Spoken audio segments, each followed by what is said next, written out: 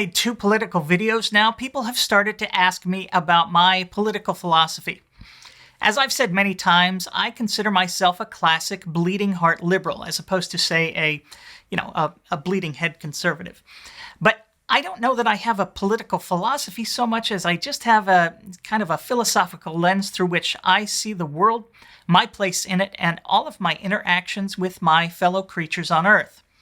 And that can be summed up in one word: luck. Perhaps the most powerful and poignant statement of this idea can be found in a phrase I learned growing up religious. There, but for the grace of God, go I. Of course, I don't believe in God, so for me that phrase reads, there, but for dumb luck, go I.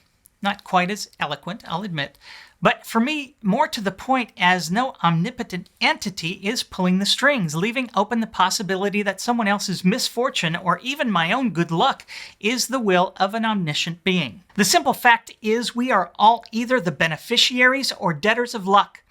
And that base fortune into which we are born has everything to do with who we are, the opportunities open to us, and who we can become. Just the fact that you were born recently in a modern industrial country means that your life is brimming with opportunities for happiness, wealth, convenience, longevity, basic health, and even understanding, let alone education, which simply didn't exist 25,000 years ago. How lucky are you not to be spending every single day hunting and foraging for enough food to keep you alive just one more day? 25,000 years ago, your life would have ended likely in your 30s, perhaps due to your decaying and infected teeth. More likely, you would have died before the age of 10, or just shortly after you were born.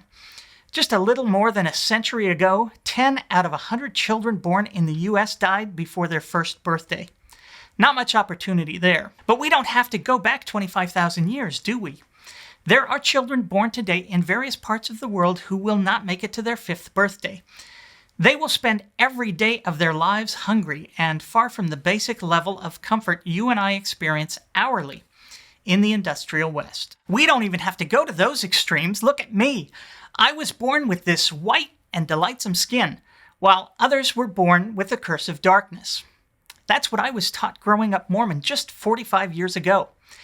The advantages, both manifest and obscure, of that simple little piece of dumb luck are too numerous to count and too subtle to understand. But there can be no doubt that I have had an obvious advantage over my sisters and brothers of color for the totality of my life, and wholly without merit or justification. I began my life with a talent for music which was simply gifted to me. I was lucky enough to discover it early and to be born into a culture that valued my musical talents. I did nothing to earn that, only to enhance it. Then I Forrest Gumped my way into a decent career in graphic design because I was, again, gifted with artistic talent and the luck of being in my 20s as the desktop publishing revolution was taking off. I did fairly well for 25 years working freelance for various Fortune 500 companies, all because of something I was simply born with. Then I again stumbled my way into this, a career writing and producing satire, open to me only because I live in the age of YouTube, because of your generosity, and because of websites like Patreon and PayPal, which didn't even exist 25 years ago. Could I have done what I'm doing now at any other time? Not a chance.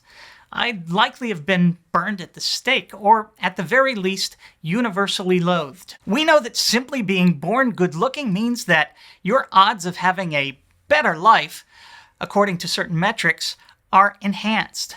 But our luck, good and bad, is not limited to the time and place of our birth or the various genetic factors that make us who we are. Circumstance is also dominated by sheer dumb luck, some of which will impact our lives forever and completely without our permission. I spent a good part of my life dealing with someone suffering from mental illness. In this particular case, the illness was caused by a childhood trauma which locked this person into a pattern of survival behaviors that made certain social interactions with others impossible. This life was severely debilitated by events that happened decades ago, events which neither modern medicine nor psychotherapy have been so far able to repair.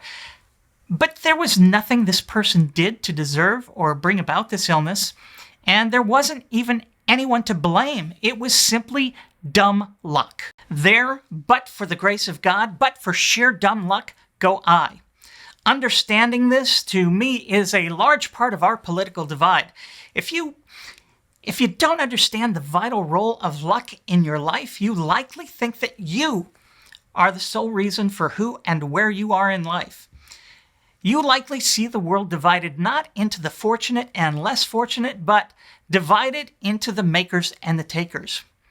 You are the person who will tell me, I built this. And I'm the person who will tell you that you didn't even build you. If you think that you are where you are because you made good choices, please recognize how obtuse you are to not recognize that some people have no choices at all, let alone good ones. If you think you worked hard and because of your hard work have succeeded, I'll tell you that there are people who work far, far harder than you or I have ever imagined working in almost every way, and they never get ahead. Do you understand that? You don't deserve your lot and the good things that happen to you any more than a person struck by poverty, lack of education, deprivation, or racial discrimination deserves their lot and the bad things that happen to them. If you are living a good life with even modest wealth, comfort, health, and security, you are the overwhelming beneficiary of luck.